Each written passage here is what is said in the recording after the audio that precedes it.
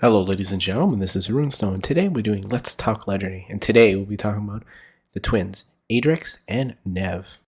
So if you can't tell in the picture, Adrix and Nev are merfolk twins from the plane of Arcavios. Adrix and Nev are teachers at the Strixhaven University at the Quadrix College. These two grew up in the Pinzeri Isles, where they grew up there a lot of magic in that area. As a possible result of this, they began to understand the parameters and the currents of the tides. People did not believe them that they could read such patterns in the waves until they predicted a tsunami. This prediction saved actually 100 lives. These two were allowed to teach together, where they taught how to blend green and blue mana together in spells. As with being together all the time, they loved to constantly debate about the mathematical principles. These two will have no trouble helping students if they're actually in danger. And that is all the information we currently have on Adrix and Nev right now. So Adrix and Nev Twincasters are actually only represented in 1/1 only card. This Merfolk Wizard costs 4 mana to play this 2/2, but it has Ward too. I'm always a fan of Ward cards, so that's really cool. And if one or more tokens would be created under your control, twice that many of those tokens are created instead. So that would be really cool, especially if you're kind of doing like maybe a squirrel deck or any kind of deck. And again, this is all the information we have on Adrix and Nev and all the cards that represent them. So I hope you guys have a good day and a good evening. Hello, ladies and gentlemen, this is Runesnow. Today we'll be doing Let's Talk Legendary, and today we'll be talking about Akal Pakal. So Akal Pakal is a legendary human from the plane of Ixalan. She was born in the core of paradise, which is actually the inverted sphere under the Ixalan's surface. She lived in the Omen Path era, which is actually a magic year 4562 AR to present. So Akal is the leader of the group known as Oltek, which is a group of people living in the core of Ixalan. She actually has a sister who is also called Anim Pakal. As she is the leader of the Oltek, she wears a ceremonial robes, which consist of geometric patterns with colors of green, gold, and blue. Also, such large gold discs hang around her neck, and of course, a tall headpiece with glyphs. She had met explorers from above ground when a seal of Matzalatina was opened, and that's all and little information on we have of her at the moment. So she's in, well, if you've seen Akal Pakal throughout the video and quoted and referred to in many cards. So Akal Pakal, the first among equals, as the saying says, these lost children of Akalots are misguided, but perhaps there can be recognition of our ideals without war. Then in Mindstone, we have barely begun to learn the secrets of the fourth people. Every remnant of their presence, however cryptic, is a gift. Akal Pakal, the first steward of the Old clan. And the next two cards we want to mention is Hualti smiled up at Akal. Our peoples have too long been apart, and yet we are cousins still. And then in the Ray of Rune, it says, we know Chimmel's light as a warning, healing presence, but make no mistake, to those who would desecrate her lands, it is a terrible force of scouring fury. Akal Pakal, the first steward of the Old clan. And then we just have two more cards. It is Out of Air, and then Ancestor's Aid. So all these cards seem to be from Rivals of Ixalan, so this is kind of like a new character, and hopefully maybe in the future we'll know more about her. So from Out of Air, it says, the core is not a simple trove to be plundered by intruders from the surface. It will reject those who do not accord to respect it. Then we got Ancestor's Aid. It says, you surface dwellers may have forgotten your history, but it has not forgotten you. So that's all the information we have on her and all the cards that are associated with her. So I hope you guys have a good day and a good evening. Hello, ladies and gentlemen, this is Runestone. Today we'll be doing Let's Talk Legendary. Today we'll be talking about Alhammarret. So Alhammarret is a sphinx, as you can tell in the picture, who was born on the plane called Vryn. Vryn is actually a place where there's large mage rings all over the landscape. But believe it or not, Alhammarret actually was the one who tutored the planeswalker known as Jace Brinelin. Alhammarret was an arbiter of the plane of Vryn and was able to do so between two of the biggest warring factions. Since he was training Jace, he would ask Jace to sneak into the camps of the warring factions and to learn of their battle plans. Jace, being very confident of himself, once attempted to enter his master's mind, which he could not handle, and triggered his spark. Alhammarret had known what Jace had did and wiped his mind of the incident. But believe it or not, Alhammarret was playing on both sides of the war, giving each one intel on the other. By doing this, it would keep him as the arbiter between the warring factions. Jace had found this out and would write down all the information he found out about the factions on paper and wipe his own memory so Alhammarret would not have such information. Alhammarret and Jace had one final confrontation as Jace did not like what he was doing. Jace actually was able to defeat and damage Alhammarret by making him able to forget how to breathe. But as a result, Jace doing so had lost all of his memories and planeswalked away. And though it's kind of interconnected between those two people, this is all the information we have on Alhammarret at the moment, as he forgot to breathe. So Alhammarret, the High Arbiter, is actually only represented in one and one only card, and for obvious reasons because he had passed away. So in Magic Origins, it's a flying, and when it enters the battlefield, each opponent reveals his or her hand. You choose the name of that non-land card revealed this way. Your opponents can't cast spells with the chosen name. So that's really cool, even though it does cost 7 mana to put it into play. So Alhammarret is actually associated with one card, which this is the Archive, which is very obvious. It costs 5 colorless. This legendary artifact says if you gain that much life, you gain twice that much life instead. If you would draw a card, except for the first one you would draw in each of your draw steps, draw 2 cards instead. Pretty cool.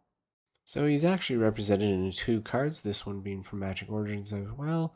It's called Clash of Wills. It says Alhammarret rose to his feet, and the full force of his mind hit Jace like a storm front. Next such card is Sphinx Tutelage. It says, you've never considered the implication of dealing with another telepath, Jace. And last but not least, Alhammarret is the last card that is quoted in. It says, as long as each side thinks it can win, the balance holds and the mage rings stand, Alhammarret. And that is all the cards and information again. So I hope you guys have a good day and a good evening. Hello ladies and gentlemen, this is Ruin Snow. Today we'll be talking about the legendary creature, Anim Pakal. So this is going to be a short video. So Anim Pakal is a legendary human from the plane of Ixalan. She is from a group called the Oltec, and believe it or not, she has a sister of Akal Pakal, who is also a legendary creature. She is the general of the 1,000 Moons. She was actually the first one of the people to meet the explorers when the seal of Matzalantia was opened, as the Oltec people lived in the center of Ixalan. And guess what? That is all the information we have on her. So little, so little. So let's get on a couple cards. So with the little information we have, she's actually represented or quoted and presented in 4 cards. So the first one you've seen throughout the video is Anim Pakal, 1,000 Moons. And as we already know, that means she is a general of that group. And then in 1,000 Moons infantry are those people that she's in charge of. So it's 1,000 Moons train and fight in tight-knit squads of 10. Every 10th moon functions as an officer, every 100th as a captain, 1,000. Anim Pakal as Supreme Commander. And just to speed things up even more, we got Master's Guide Mural and Gold Furious Strider. And well, though that is her in the picture for the Guide Mural, and it's to represent the 1,000 Moons. And then we got on the right, Gold Furious Strider, which says, let's send our vampiric visitors a welcome party, shall we? Anim Pakal, 1,000th Moon. So that's all the cards, all the information we have on her, and hopefully in the future, if they come back to Ixalan, there'll be more information about this legendary human. So hope you guys have a good day and a good evening. Hello ladies and gentlemen, this is Runestone. Today we're doing Let's Talk Legendary, and today we're talking about Brinelin, the Moon Kraken. As you can tell by the name, Brinelin is actually a Kraken. He was born on Akum on the plane of Zendikar. Brinelin rules the shores of Akum for about a millennia.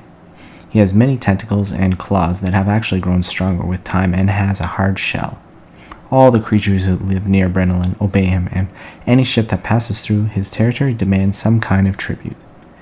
Brinelin fears almost nothing, but he fears the planeswalker Soren Murkov is one such person.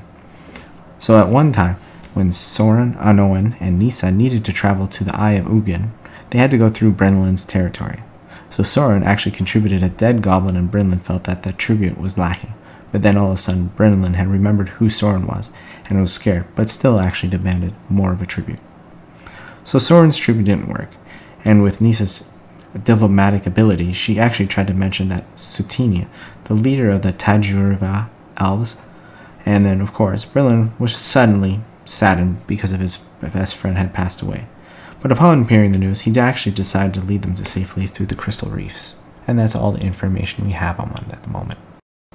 So Brinelin, the Moon Kraken, is only represented in 1 card only. This uncommon legendary creature costs 6 mana and 2 blue, which is pretty standard for a Kraken.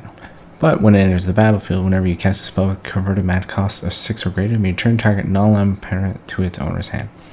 Really cool ability if you can somehow pull it off. And if you like this video, there's actually more on the channel, and I hope you guys have a good day and a good evening.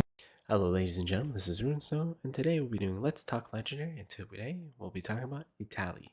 So as you can see in the card, Italia is actually a legendary creature elder dinosaur from the plane of Ixalan. When the Golden City was built and opened sometime after, it was revealed that dinosaurs had lived in the area. But during the time of Oretsuka, having not been discovered, the dinosaurs were actually put into hibernation. But shortly after, each dinosaur representing each mana during the hibernation, making Italia red aligned with red. But because of that, being out of the hibernation and being released, it is now actually going around with an unending storm around it. And that is all the information we have on Italia at the moment. So the primal storm is actually, well, represented in 1 card only and 1 and only. This is very typical for the Elder Dinosaur thing in any of the Magic cards. It costs 6 mana for a 6/6, and basically when it attacks, you may exile the top card of each player's library, then you may cast any number of non-land cards exiled this way without paying their mana cost. So that's pretty cool ability. And again, only 1 card, short story. So I hope you guys enjoy the video and have a good day and a good evening. Hello ladies and gentlemen, this is RuneSnow, and today we'll be doing Let's Talk Legendary. And today we'll be talking about Ezrim, Agency Chief. So Ezrim is actually from a race known as Archon, located on the plane of Ravnica. He is actually with the group with a long name called Ravnican Agency of Magiological Investigations. As one would expect from an Archon, he is an analytical mind. The mount of his is always close by. It is believed that if the mount gets too far away from Ezrim, it would die. As Ezrim has always been guildless, with many friends in the Azurus Senate, his friend Lavnia had thought now he would have joined the Senate. But when the new Phyrexian invasion had occurred, Ezrim, which was present during the investigation of Zegna, was assassinated at the Karlov Manor. Of course, there was a suspect for the murder, which was the vampire Atreka. Ezrim felt that there was more going on that got help from Kaysa. But during the investigation, Anzrag, the god, escaped jail, and those two had to recapture it. So after all this, Alquist Proft and Vitugazi wanted to know what is going on with this investigation. But during this meeting, they discovered that Dryad Trostani was actually behind all the murders that were going on that Ezrim was investigating. And then eventually Ezrim was captured by Oba not soon after, as Oba considered such people like Ezrim traitors.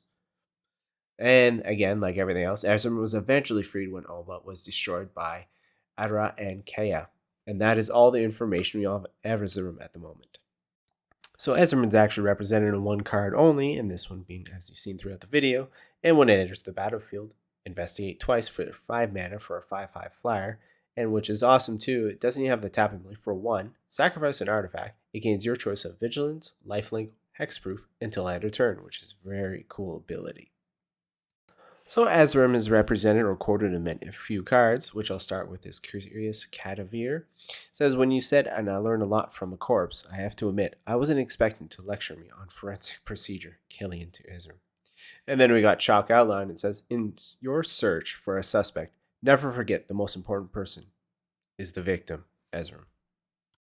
And while he's only quoted in 2 other cards, there's been No More Lies, which says, lies fester and flourish in shadows. Our job is to bathe them in light, Ezrim Agency Chief. And the last one is Griff Not Tracker, and it says, the desperate will tend to unexpected paths. Prepare to follow. Tam Semiak, Ezrim's second in command. And there we go, and I hope you guys have a good day and a good evening. Why, hello ladies and gentlemen, this is RuneSnow. Today we'll be doing Let's Talk Legendary, and today we will be talking about Godsend. So Godsend is actually a legendary artifact from the plane of Theros. It was created by the god of Heliod, and such a sword spear is wielded by the planeswalker Elspeth Tyrell. But let's begin. Such a sword was crafted because the gods of the plane Heliod and Porphyrios were fighting. This was even able to damage Nyx, home of the gods. The fight between the gods had released the legendary creature Polukranos, and at the time it was known as the Sword of Chaos. Polukranos was actually eventually sealed under the Nicean forest by Nyla and the Heliod.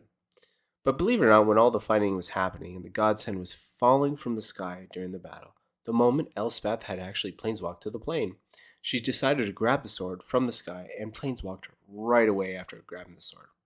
She did not return to Theros until 10 years later, and with that, Heliod was really mad, but eventually decided to make her champion and remade the sword, which was now called Godsend.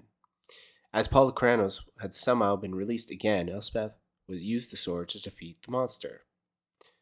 Upon that, she journeyed to Nyx, where she defeated the Satyr planeswalker Xenagos. It was an unusual way for Elspeth to meet her god Heliod. For her reward, Heliod had actually stabbed Elspeth with Godsend. He said no champion should know more than her god, as Elspeth had traveled to many places because of her planeswalk ability. When this happened, she had died and went to the underworld Erebos. When she was there, she was actually told to wear a death mask, which had 2 jewels. These jewels were actually from Godsend. She eventually escaped from Erebos, and that helped her ascend to what was known as an archangel. She attempted to recreate Godsend, but it does not have the same strength as the original Godsend, where it could even kill gods. She finds it still as a reliable weapon to use. She uses sword to channel her angelic power through it. And at the moment, that is currently all the information we have on Godsend at the moment. And believe it or not, this legendary artifact is represented in the card you've seen throughout the video. It costs only 3 mana with a +3/+3 for equipped creature, which costs 3. The best thing about it is opponents can't cast cards with the same name as cards exiled with Godsend, because when it becomes blocked by one or more creatures, you may exile one of those creatures. So it can be very powerful, and that's a really cool card. And last but not least, there are 2 cards that Godsend is in. And as we've known throughout the story, Archangel Elspeth, there it is, carrying Godsend, and Elspeth's Smite is therefore using Godsend in the battle on the right. So those are the 2 cards that are associated with Godsend, and that's all the information. So I hope you guys have a good day and a good evening. Hello ladies and gentlemen, this is Rune Snow. Today we're going to be doing Let's Talk Legendary, and today we'll be talking about the infamous Kaysa. So Kaysa is an elf from the plane of Dominaria. She was born in a small village known as Mikkel. She lived during the Ice Age, where she was an elder druid of the group, which is called the Juniper Order. She was raised by a human priest called Halvor Arison, who was part of the Juniper Order as well. As she was raised by Halvar, she became his assistant of the Order as well. Being part of the Order, a human cleric known as Kabajoran discovered she had a mark of the elder druid. At that point, he and his wife, Disa, decided it was best that they would raise her. When she was young, she helped the planeswalker known as Freyalise to cast the World Spell, which ended the Ice Age, thankfully. Almost at this point, she became an elder druid of the Juniper Order, and in time she married a human knight, Javel Carthelion. Those 2 helped survivors from the high sea levels as a result of the Ice Age melting all the ice. They had help from Jaya Ballard, Tavidi, and Lanian. After this, Kaysa was captured by the gorilla shaman with the heart of Yavimaya. During her capture, she convinced the gorilla shaman to work with the elves to destroy the heart of Yavimaya. The last thing that we do know about her is that she got pregnant and delivered her own child, Jasha Catharlian. And then, like I said, that is all the information we have her at the moment. So she's represented in 1 card and 1 card only. This one being from Alliances. It costs 5 for this 2/3, and it says all green creatures you control get +1/+1. I really like the artwork by Rebecca, and that's just a really fun card, even though it's not as powerful nowadays. Like I said, it's just a fun little card. So she's actually quoted or referred to in many cards. So we're going to start off with Elvish Ranger. It says, no one may fault an Elvish Ranger's heart, but the simplest frailty may fell even the proudest warrior. Next we have is Nature's Blessing. It says, be open to the blessings, whatever their form. Kaysa, the Elder Druid of Juniper Order. Next, we have Gorilla Chieftain. It says, in the soil of leadership, sprout the seeds of immortality. I really like that quote on this card. Next, we have is Taste of Paradise from another Alliances card. Any who drink of Freyali's bounty, drink the mead of rebirth. And that card just fits everything. Then, basically, like from the storyline, we got the Gorilla Shaman. It says, frankly, destruction is best left to professionals. J.M. Ballard. Task Mage. Then we got Yavimaya Ancients. It says, the ancients teach us that if we can but last, we shall prevail. Then we actually got a card from Cold Snap into the north. It says, our borderlands fall under the grip of Hyder's second winter. Go forth and reclaim them for Yavimaya. And last but not least, we got Yavimaya Ants from Alliances. It says, few natural forces are devastating as hunger. It's the ants. Just a really fun card. So that is all the cards and information we have currently at the time of this video. And I hope you guys have a good day and a good evening. Hello ladies and gentlemen, this is RuneSnow. Today we'll be doing Let's Talk Legendary. And today we'll be talking about the legendary creature, Kumena, the Tyrant of Oreskha. As you can tell by the picture, Kumena is a merfolk from the plane of Ixalan. He was once called the Tyrant of Oreskha as the Shaman of the River Heralds. Kumena was actually an apprentice to Tishana. This was not a long situation, as he had different views of the world. Kumena had searched for the city of Oreskha as he wanted the power of the immortal sun. With everyone trying to get the immortal sun at the same time, he was the first person to actually reach such a location. Sadly, Kumena was defeated by vampires Marvin Fiend and Vona, and they threw him out the closest window. Luckily, though, Kumena was saved by Tishanu, who was on the ground outside the window where he was thrown out. And believe it or not, that is actually all the information we have at the moment of him right now. So you've seen this card throughout the video. Kumena is actually represented in one card and one card alone. This 3 for a 2/4 says tap another untapped merfolk control. Can't be blocked this turn. Tap 3 untap a merfolk control. Draw a card. Tap 5 untap. Put a +1/+1 counter on each merfolk. So that's actually kind of a cool card if you do want to have a merfolk deck, but it is quite expensive compared to other cards out there. So he's actually represented in 2 cards. This is Kumena's Awakening, and there's a picture of him with kind of like a swirling gold mist around. And then we got Kumena's Speaker, and there you can see on the right where he's holding 2 swords. And then the saying goes by, to some power that drives the river ever onward, flows through the roots and branches to me. And there are actually 2 cards that he is quoted into, and this one being the Soul of the Rapids for the first one, as well as Spell Pierce. So in Soul of the Rapids it says, with Kumena in control of the immortal sun, the rapids rose from their riverbeds, and the waterfalls took flight. And then in Spell Pierce it says, a fool's fire is quickly quenched. Sorry, I'm trying to laugh because of the water, right? It makes sense. So anyway, those are all the cards and information we have on him, and I hope you guys have a wonderful day and a wonderful evening.